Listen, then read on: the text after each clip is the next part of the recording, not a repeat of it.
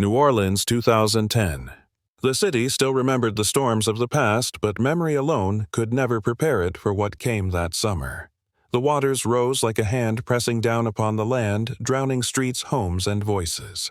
And in the midst of it all, Sarah Whitmore, 34 years old, a nurse of unshakable steadiness, waded once again into chaos. Sarah had been trained for emergencies, but nothing in sterile corridors of the ICU compared to the sight of entire neighborhoods swallowed by mud-brown water.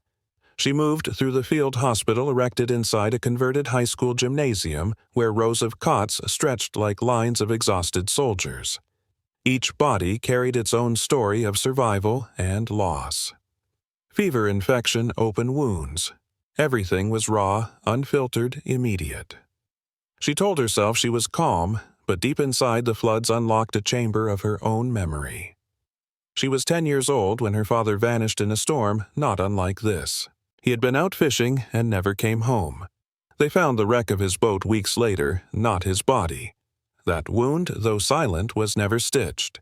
It lived beneath her skin, shaping her resolve to become a nurse. If she could not save him, maybe she could save someone else. The floodlight buzzed above her head, flickering. Sarah pressed her stethoscope to the chest of a boy who coughed as though drowning even on land. She adjusted his oxygen, whispered reassurance he would never hear in his unconsciousness, and moved on to the next cot. The air smelled of iodine, mildew, and despair. Then came the patient who would change everything. He was a middle-aged man pulled from the water near the industrial canal. His skin was a mottled gray lips, cracked eyes wild with delirium. Volunteers held him down as he thrashed, mumbling in fragmented Spanish. His body burned with fever so fierce it seemed to steam in the humid air. Sarah slipped on gloves, drew closer, and leaned in with her syringe to draw blood for cultures. In that instant, his arm jerked violently, striking her wrist. The needle slipped, and in the commotion a spray of dark blood spattered across the thin gap of her sleeve. She hissed, but kept working steady hands, finding their rhythm. They stabilized him eventually, though the fever never broke. Sarah washed quickly, but the sting on her skin lingered. Later that night, when she finally peeled away her jacket, she noticed a faint reddish welt at the base of her wrist, no bigger than a freckle, but oddly warm. She pressed it, felt a pulse that did not match her own. It's nothing, she told herself. Field conditions were harsh. Scratches, rashes, insect bites, commonplace. She rubbed antiseptic cream over it, bandaged it, and forced her mind back to duty. But the body remembers what the mind denies. And under the thin layer of skin, something else had already remembered her. Days blurred. The floodwaters receded slowly, leaving behind a city coated in silt and sorrow. At night, Sarah lay on a cot in the staff corner, listening to rain drip through the cracked ceiling. She found herself waking in half-dreams, with images that belonged nowhere in her own past, a hand clutching a wooden rosary as water swallowed it. A small dog barking frantically from a rooftop, a mother's lullaby cut short by a gurgling silence. The welt on her wrist deepened in color. Sometimes it throbbed in rhythm, a second heartbeat sinking against her own. Once, when she pressed down hard, she thought she felt something shift inside as though a thread had moved. Fear came in whispers, not screams. She had seen enough blood-borne pathogens to understand the stakes. Yet, something about this felt different, less like infection, more like intrusion.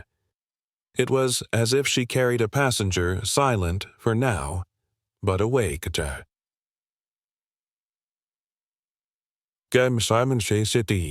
Sarah did not speak of it. Nurses do not make themselves patients easily.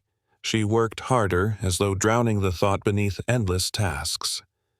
She bathed the elderly, checked IV drips, comforted children separated from parents. Yet in every gesture, the welt pulsed a hidden reminder that she too was being altered. One evening, standing outside the gymnasium beneath a bruised sky, she caught her reflection in a puddle. Her eyes looked unchanged, but for a moment the reflection trembled and shifted like another face trying to surface through hers. She blinked hard, splashing water with her boot. Exhaustion, she reasoned. Nothing more. But when she returned inside, a colleague joked lightly, "Sarah, you look like you've seen a ghost. If only he knew." Chuck. Her father used to tell her that floods wash away more than houses. They wash away time itself. She remembered his words now as she traced the bandage on her wrist. Perhaps the flood had carried something ancient into her blood, something that would not leave when the waters drained. The gymnasium's fluorescent lights hummed the air heavy with disinfectant. Sarah sat down at a makeshift desk and began writing names in a logbook, names of patients admitted, discharged, lost. She paused when her pen moved almost on its own, sketching, instead, a shape that looked like a spiral, coiled and endless. She stared, unsettled. She had never drawn it before, yet it seemed as familiar as her own signature. Cube. And so it began. What entered her body that night was not content to stay silent. It would pulse, whisper, remember. The blood that touched her skin was not just infected, it was inhabited, and beneath her skin a story waited to unfold. Before we dive deeper into Sarah's haunting journey, remember to subscribe to the channel recalled by Hope so you won't miss the chapters that follow. Every story here is a journey into the fragile, resilient human spirit. It began with a tremor so slight Sarah thought it was fatigue. In the days following the flood, she told herself exhaustion explained everything, the dizziness when she bent over patients, the sudden flutter of her pulse, the sense that the ground beneath her was not steady but liquid. Yet, deep down she knew this was something else. The welt on her wrist had not faded. Instead, it darkened the skin tinged with a bruise-like hue. At night, lying on a cot in the far corner of the gymnasium, she pressed her palm against it and felt a slow, alien rhythm. A second heartbeat, not hers. Then came the whispers. At first, they were indistinguishable from memory, the kind of phantom sounds anyone might imagine in a disaster shelter filled with hundreds of restless souls. A cough here, a baby's whimper, a volunteer's hurried footsteps. But the whispers followed her into silence when the generator shut down and the night wrapped the gymnasium in stillness. They coiled around her name, Sarah. She sat upright in the dark, eyes wide, but no one stood near her cot. The others were asleep, lost in exhaustion. Yet the whisper carried tone urgency, even grief. The rational part of her, the nurse trained in science, scolded her imagination. Stress and fatigue could do strange things to the brain. But when the voice returned clearer, describing in fragmented syllables the rush of water, the chill of drowning lungs, the sensation of being pulled beneath, she knew this was no invention of her mind. Dear Sir Shawad. By morning, she felt feverish, though her temperature remained normal. Sweat slicked her back beneath the scrubs, and her reflection in a cracked bathroom mirror seemed slightly blurred, as though a thin veil stood between her and herself. Dr. Marcus Bell noticed. He was a physician assigned to the relief unit, a man with sharp eyes that seemed to weigh and measure everything in a glance. "You're pale," he remarked while reviewing charts. Sarah forced a smile, brushing it aside with the talk of lack of sleep. But later, when she stumbled against a supply table during rounds, Marcus pulled her aside. "Let me draw your blood," he insisted. She resisted. Nurses disliked becoming patients. But his persistence wore her down. Within hours, he returned with results that did not comfort her. "There's something unusual," Marcus admitted, brow furrowed. "I can't match it to any known parasite. Some kind of helminth perhaps, but the morphology is off. Whatever it is, it's in your bloodstream." The words fell like stones. She had seen patients with infections from floodwaters, leptospirosis, hepatitis, all manner of pathogens, but this was different. She wanted to ask what it meant, how dangerous it was, but the answer was in Marcus's silence.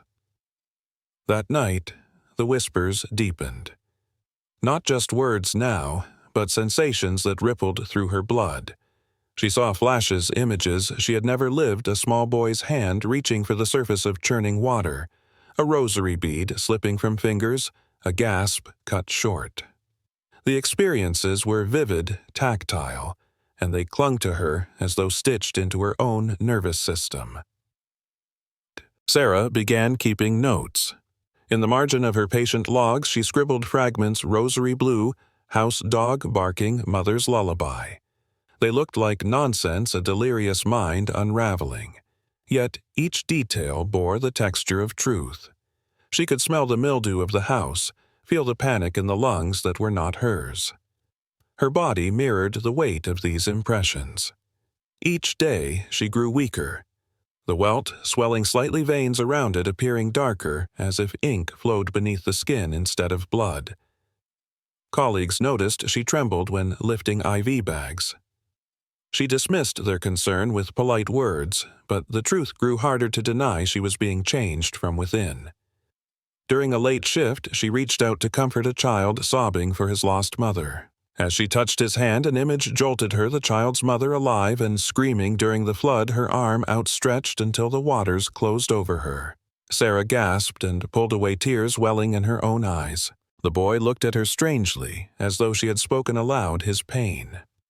Dr. Marcus found her later sitting alone on the steps outside the shelter. The rain had ceased, but the city smelled of damp brick and gasoline. "You need treatment," he said quietly. "This is no ordinary infection." Sarah wanted to argue, but fatigue chained her tongue. She only managed, "It's not killing me."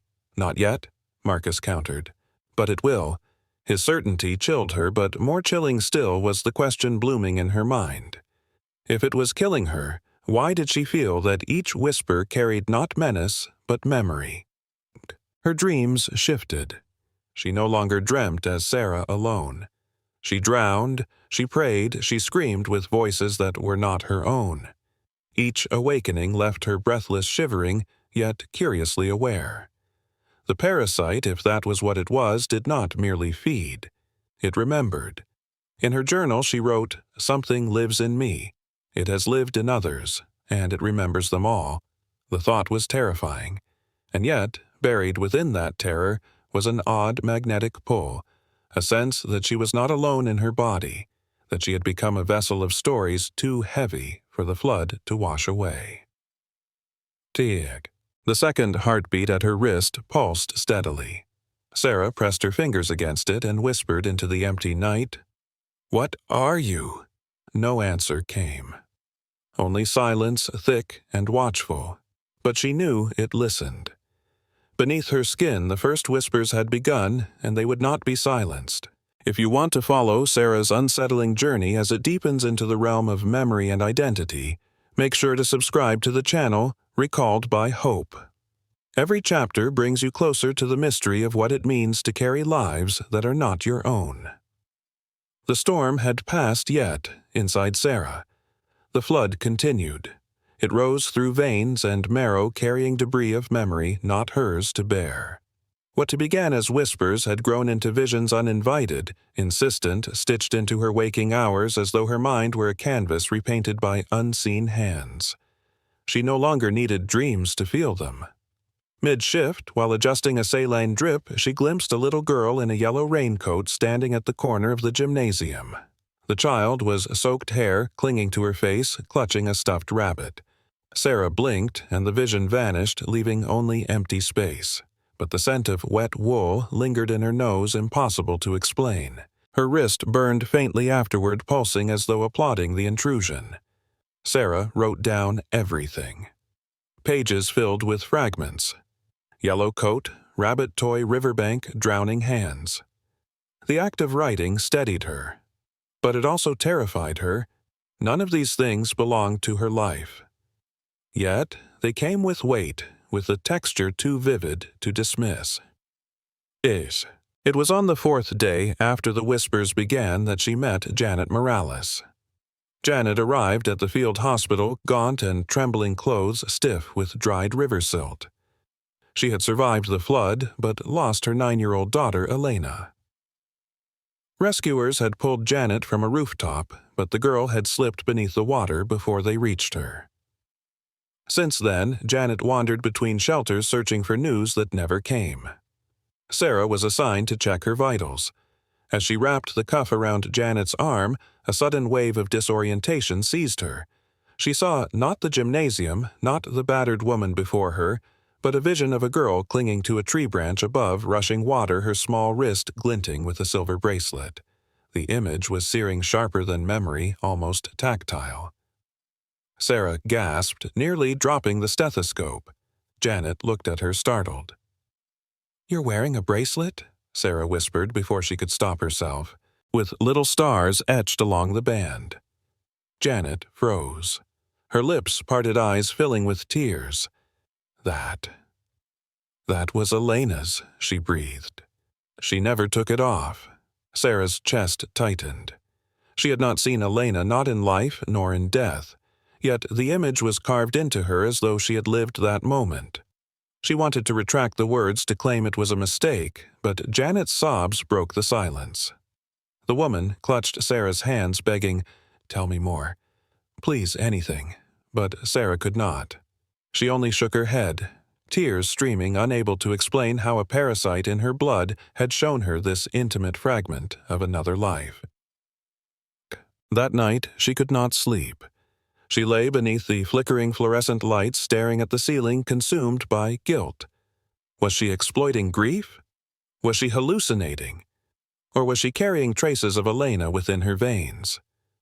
The question clawed at her. If I remember what I never lived, then who am I becoming?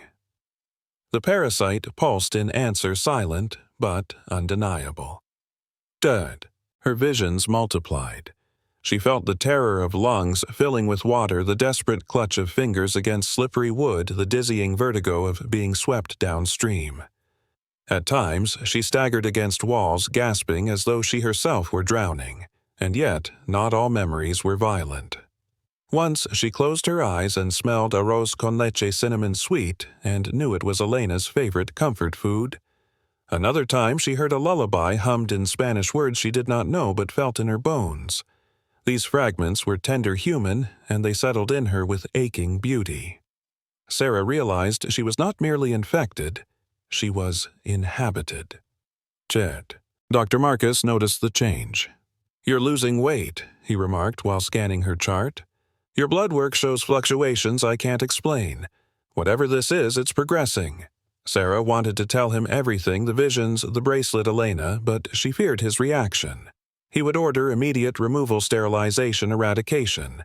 To him, it was pathology. To Sarah, it was something else, a haunting yes, but also a connection too sacred to dismiss. Instead, she muttered about stress and dehydration, and Marcus frowned, but let it slide. Tieu. She visited Janet again the next day, drawn by something deeper than duty. Janet sat clutching a damp photograph of her daughter. Sarah knelt beside her, and though she wanted to stay silent, words slipped free. "She had dimples," Sarah murmured, "and she liked to braid her rabbit's ears." Janet's head snapped up. Tears spilled anew. Yes. How do you know that Sarah had no answer? Only the truth beating beneath her skin. And the revelation consumed her. If the parasite remembered Elena, then who else lingered inside her blood? She feared opening the floodgates, fully feared losing herself in the deluge of foreign lives. Yet she also feared the alternative, severing them, condemning their fragments to oblivion. Each night her identity felt thinner, like fabric stretched across too many colors bleeding through. She no longer trusted her own memories. Were they hers or borrowed? Was her childhood by the bayou truly hers, or some ghost carried into her veins? She stared into the mirror and whispered, "Am I Sarah? Or am I everyone you've touched?" The reflection wavered, and for a heartbeat she saw a child's face looking back. Tatain. Her logbook entries grew more chaotic.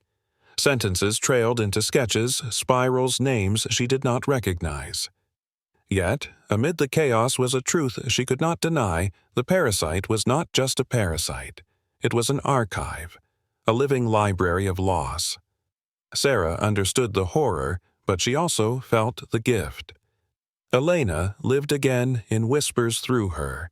Every memory replayed was a defiance of erasure. Still, the price was steep. With each passing day she felt herself dissolving, absorbed into the composite of others. The boundaries blurred.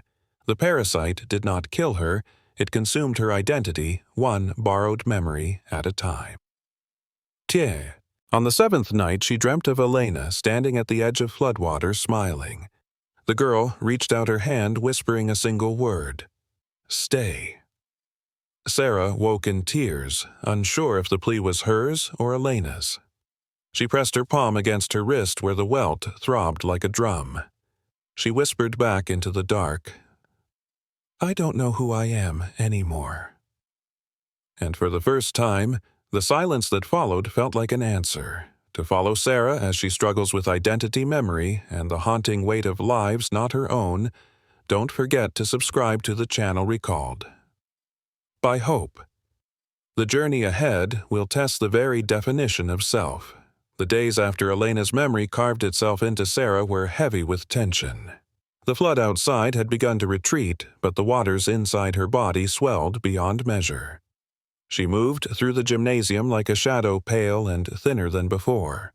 Patients whispered that she worked too hard, but none guessed what truly gnawed beneath her skin. Dr. Marcus Bell pressed harder now. His eyes, stern yet threaded with worry, tracked her every tremor, every pause in breath. He showed her the latest results with unflinching clarity.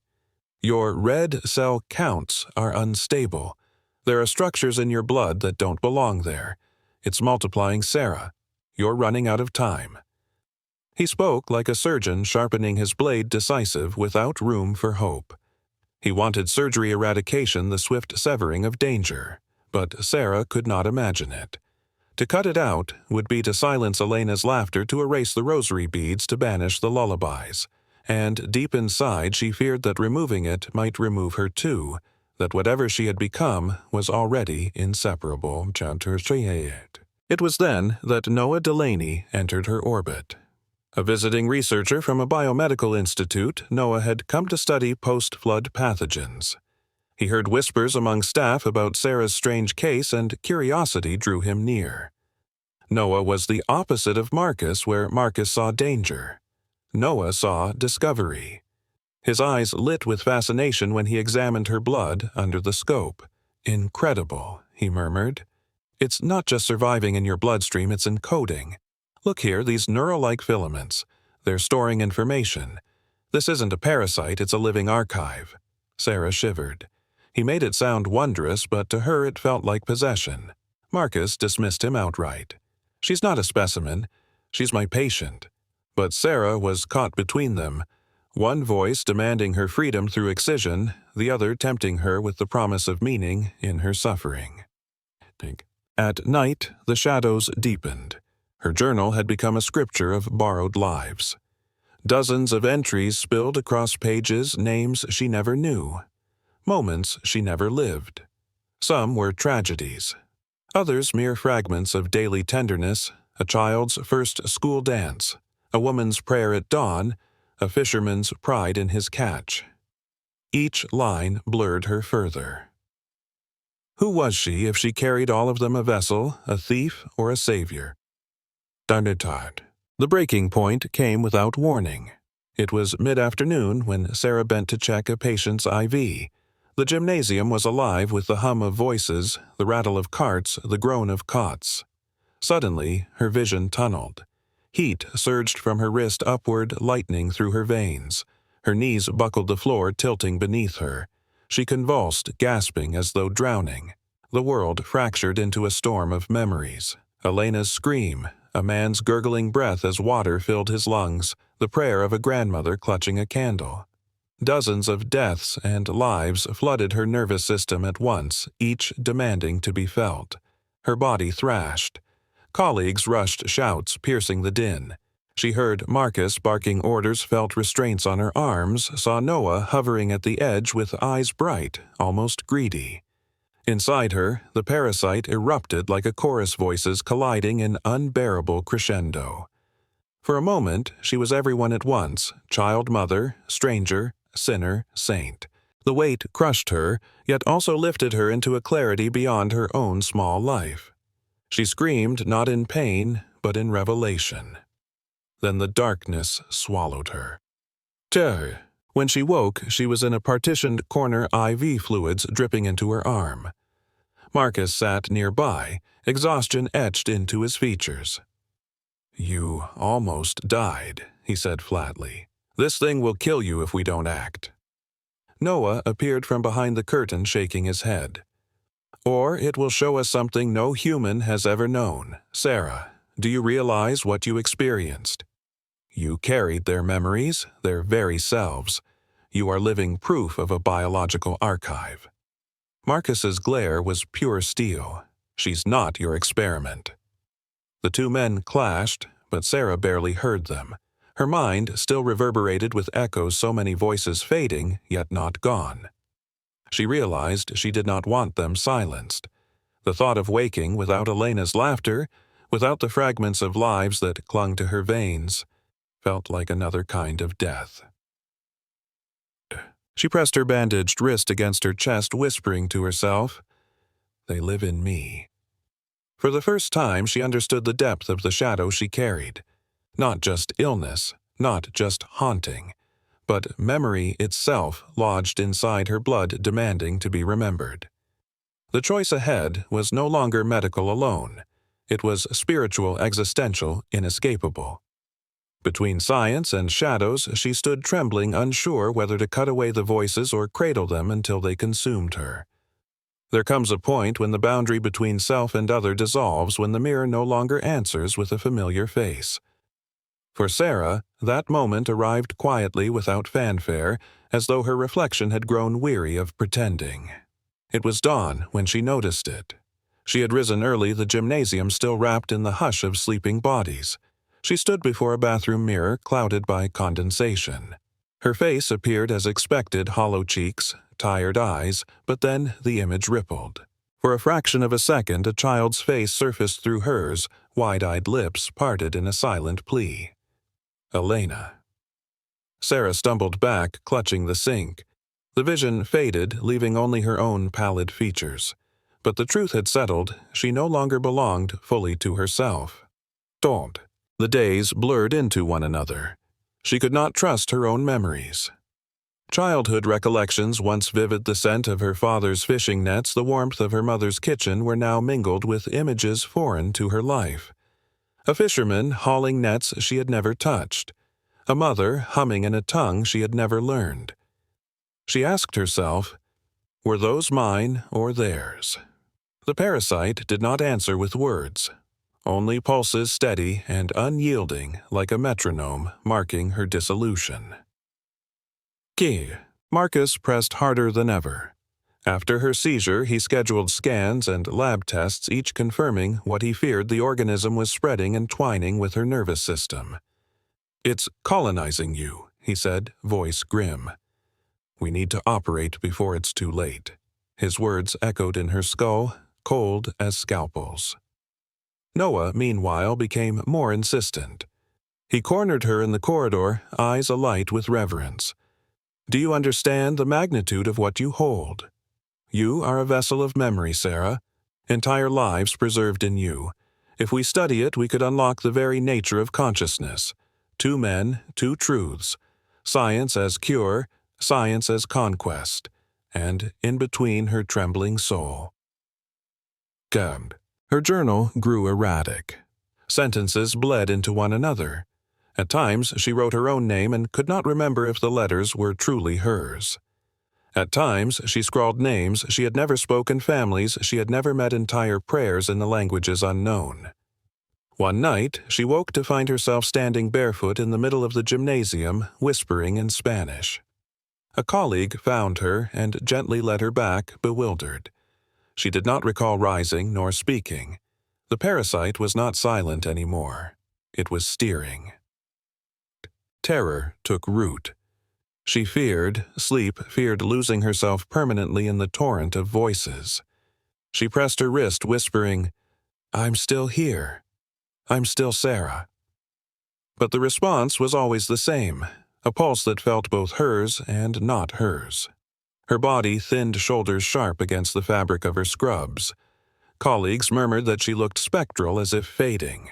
And perhaps she was fading into something neither wholly herself nor wholly other. Chad. Then came the breaking. She sat one evening writing when suddenly the memories surged all at once. Not fragments this time, but full immersion. She was Elena drowning her lungs, burning. She was a mother clutching a child on a rooftop screaming for help. She was a man dying of fever, blood boiling. She was dozens, hundreds, all at once, each demanding her body as vessel. She screamed, clawing at her skin as though to tear them free. Volunteers rushed to restrain her, fearing another seizure. Marcus injected a sedative, his face carved with sorrow. In the haze before unconsciousness, she heard herself cry, "I don't know who I am anymore." The words echoed like a dirge.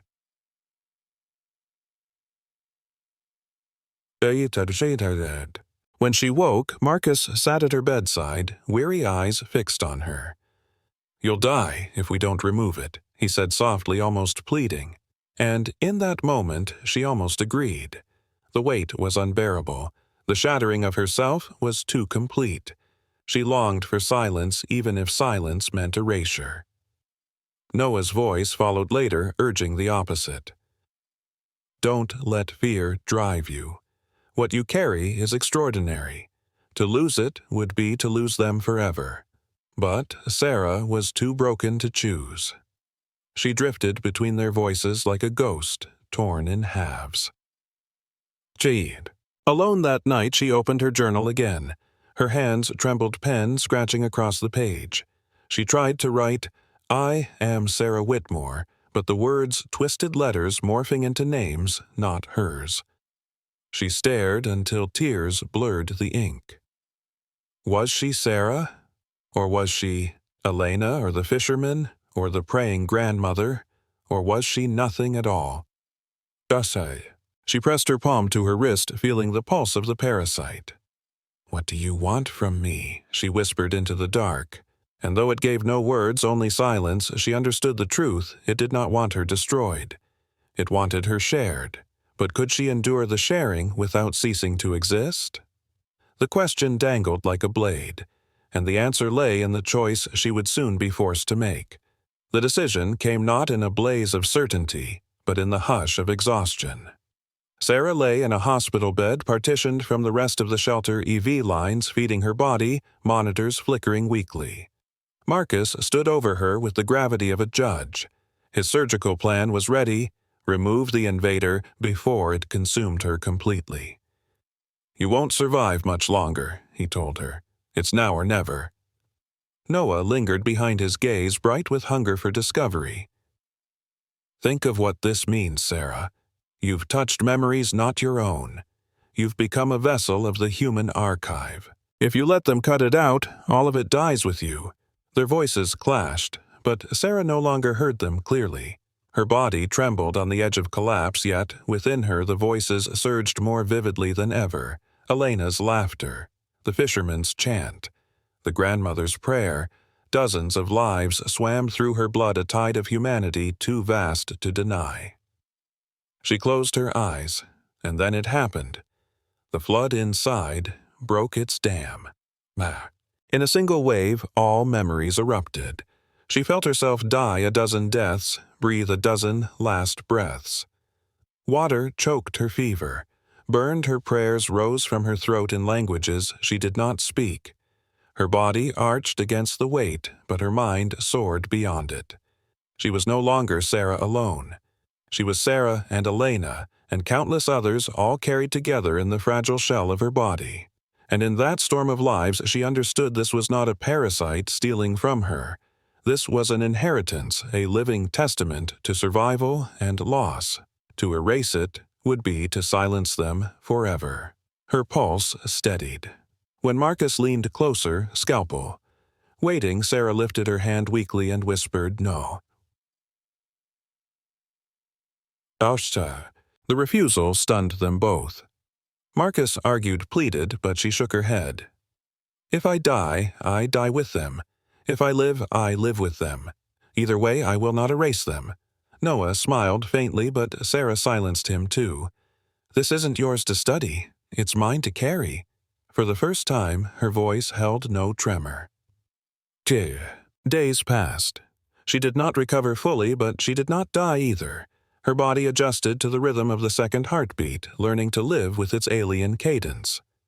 She returned to her journal, but no longer as a frightened patient scribbling fragments. Now she wrote deliberately, carefully giving shape to the voices inside. She wrote Elena's story for Janet, who wept as she read it. She wrote the fisherman's chant, the grandmother's prayer. Each page was both exorcism and resurrection. Patients gathered listening as Sarah read aloud, finding solace in the fact that someone remembered what the flood tried to erase. Months later, when the field hospital closed and New Orleans began to rebuild, Sarah left the city carrying more than scars. She carried a library beneath her skin. She walked the banks of the Mississippi at sunset, the air thick with cicadas. The river moved slow and heavy like memory itself. She pressed her fingers to her wrist, feeling the pulse of her hidden companion. No longer fear, no longer rejection, just recognition. Beneath her skin lived a multitude, and through her they would not be forgotten. She began to speak at gatherings not as a nurse but as a storyteller. Her words trembled with honesty. She spoke of memories that were not hers, of lives she had never lived but could never let die. Listeners wept, then rose with renewed courage. For in her stories they recognized their own, the shared fragility, the common hope. Sarah Whitmore, once just a nurse, became something else, a keeper of memory, a vessel of collective humanity. And though no one could see it, the truth remained constant. The archive still pulsed, coiled alive beneath her skin. The story ends not with cure, but with acceptance. Not with silence, but with remembrance. Not with one life alone, but with many lives carried within one body, forever recalled by hope.